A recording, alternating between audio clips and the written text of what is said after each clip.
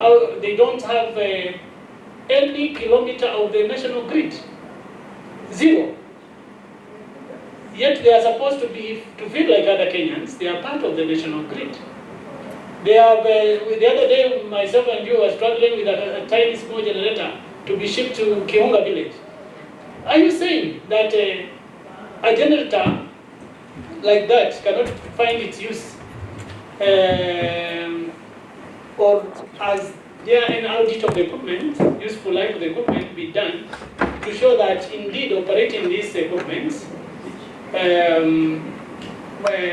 does not give us benefits beyond the 1 billion that is supposed to be used probably to decommission it after its useful life. So who has done the computation to know that if we were to use the equipment, we will incur more cost, or probably the benefit to it would be probably another 5 billion or so, 6 billion or 7, before now we spend 1 billion to decommission it. Yeah, I like your conversation. But remember that this is an 82 megawatts plant with a substation, step-up substation. And so therefore, if you are to move it to another station, then you have to incur another additional cost of setting it up afresh to that proposed station. That is a cost that needs to be computed.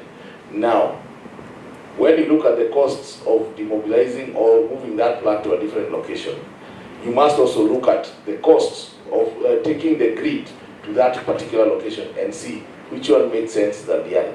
And that is why the ministry has not approved Kenyan to pick the plant. Why? Because at the end of the day, if we allow Kenyan to pick that power plant, they are the ones to bear the cost of demobilizing. At the point, at this current moment, the grid doesn't need the 2 power plants. Remember, even Kipevu 1, which is owned by Kenyan, is already retired and it is not running.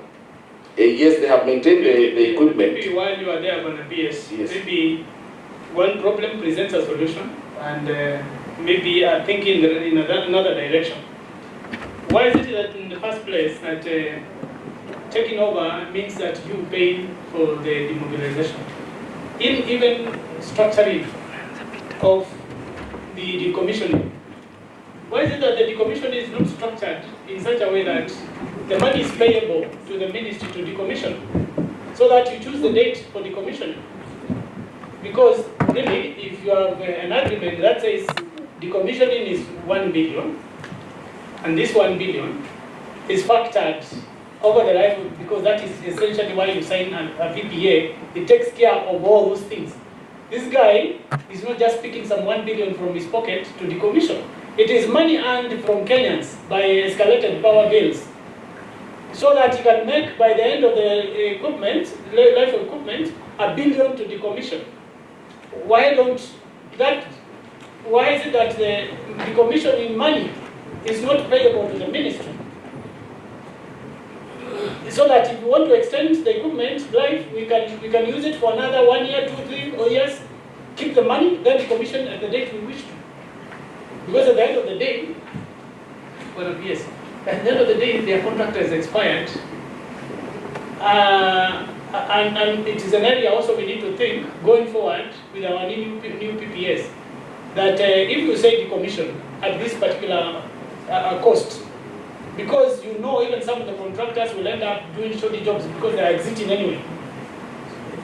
So we must look at this and identify if it is possible for us actually to be saying that this money for decommissioning is payable to the ministry to do the decommission. And that clearly also the date of decommissioning is in the decision of the ministry, as long as your PPA has expired. So that, for instance, because I've looked at the biggest costs in running these things is the capacity charge, which partly also includes operational costs. And find that maybe a whole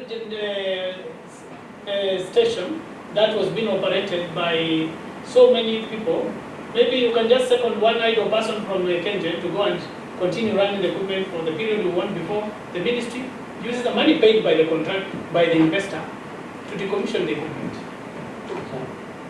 I think, Chair, we are well guided. Okay. DG has to answer a call. Okay, Chair, I think this is a very interesting area, and Kenyans have been swindled a lot of money, and especially in this area. And Chair, if you look what you have been looking at, these IPPs, if they say they have a contract of 25 to 30 years, but because most of them has that contract. If you look at, for example, Orpower was started in 1999, 1998, 2000, and when that's the contract, if you look physically to the operations, you get that whatever the PPEs that they have, they are supposed to have retired, they are still running. Meaning, we are still paying to it. Nobody actually is following up to it to make sure that Kenyans don't pay too much out of it. Yet, the agreements are keeps on changing every now and then, because I think in the power sector, we have a lot of groups, sorry to say, volunteers. My point was that if we retire, for example, Kipevu, is it retired completely or is it still generating? And if it's generating, at whose expense? Because if we say we have retired it completely, and you get some of them are running, then I think we are not speaking the same language. But yes, my take was, if the ministry will be given, if their contract get off completely, then they get off of it. The ministry take it automatically, as the contract says. And Chair, I have a small story that is a bit, that is not even related here, but it's power. If you go to Menengai, we were lied that we are generating 160 megawatts, or 140, something of that, one appears. Right now, they have shifted from Paka, Silale, back to Menengai, because they can't produce the power that they have been telling us they are producing. As from last week or even last month, I have facts appears, because we are also Kenyans who does a lot of diligence before talking. And Chair, I think this sector needs a lot of checkups, Chair. That every now and then, because we are an oversight committee, we need also to look at it keenly, instead just of also calling our people on the ground. We need to be a hands-on, Chair, in matters generation. Thank you, Chair. Chair, can I come in, please? Thank you, Chair. I think the bottom line is how we can have efficient power supply. And in one of the interrogations which we held here, there were some IPPs who are willing to renegotiate their PPA. I don't know whether that one has been engaged or where that which course did that Rhine take? Because most of the IPPs are thermal, and the thermal is fuel, whereby fuel fluctuates. Once again, I don't know whether the PPA fluctuates as the fuel fluctuates. Maybe you can be guided. Yeah. Allow me to respond to the two main questions that have been asked. One of you must take precedent in this meeting. You do the third. Proceed to introduce yourself. Chair. You are out of order. All right. I will restrain and refrain, because both of you are talking, and one of you has to be. And it is important for you, PS, to note that when the chair is on the mic, you freeze. Thank you. That's what I was looking to bring to the meeting. So, Mheshimiwa Barongo, you cannot attend to even. But anyway, my name is Mawabe, Musali Mawabe, MP Embakasi South Constituency, and I'm a member of this committee. The other member was not introduced himself. Yes. Barongo. Barongo indeed. Yes. Walter Wayne, member of Wayne. Thank you. All right, volunteers. Chair, there are two issues that Mheshimiwa Aramat has raised. Number one, we have two Kipevu's that have been retired, not one. Kipevu 1 and Kipevu 2. They are not generating. Kipevu 3 is the only one that is generating at peak. And it is owned by Kenyans. That is the first clarity I needed to make clear. Number 2 is on Menengai. Menengai, when Menengai went to tender, there were 3 power plants that were given the steam to build the power plants of 105 megawatts. We have since commissioned 35 megawatts social, and it is generating, it is in the grid. We have Globelec that is under construction, and I want to urge the committee to visit the site. You will see that Globelec is under construction. It is supposed to inject to the grid another 35 megawatts September next year. The third plant, which His Excellency will break ground on the 24th, 9 a.m. is Kaisha, and it will add another 35 to make the 105 megawatts, and it is supposed to inject into the grid in 2026 another 35 megawatts. Number 3 is on Paka. Paka, there is no generation going on.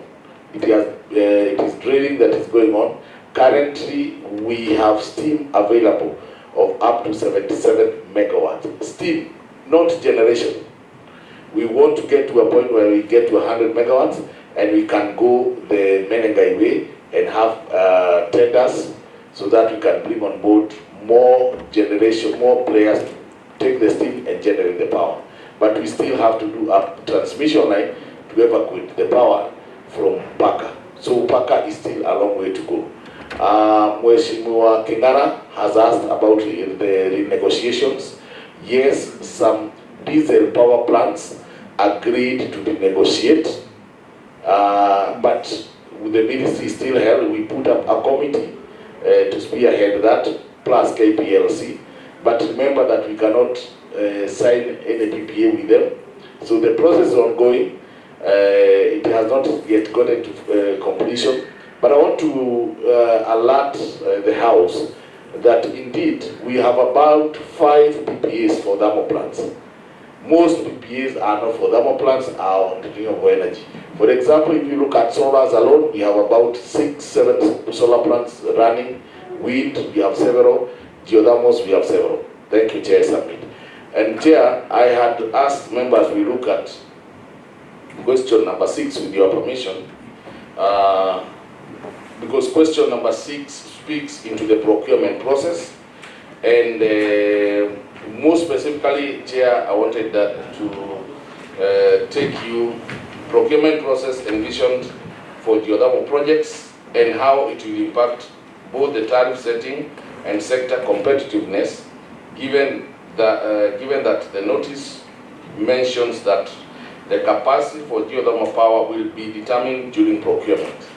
And Chair, specifically, geothermal projects are identified through the Risk Cost Power Development Plan, and power planning is guided by adequate capacity in megawatts to meet the peak demand, adequate available energy in megawatt hours to meet the energy requirements, load factors of various technologies, need to ensure security of supply by having diversified needs, and other government objectives. But most important is, Chair, I want to draw the attention of members to look at the framework of onboarding projects. And you will notice, Chair, that we have put competitive tendering, is what we are speaking to about energy auctions, as point number one. The other one is now what has been used in the past, the feed-in tariff, the PPPs, the power imports. Chair, you know very well, we have an energy exchange program with Uganda. We also now have another exchange program in TZ, and a PPA with Ethiopia Power. Geothermal concession blocks and capacity development by government entities such as Kenyan, GDC, DREC, KVDA, and KPTCU, and of course the power agreements. But most important, Chair, I wanted to draw members to the attention of competitive tendering, because that is the direction where the ministry wants to head.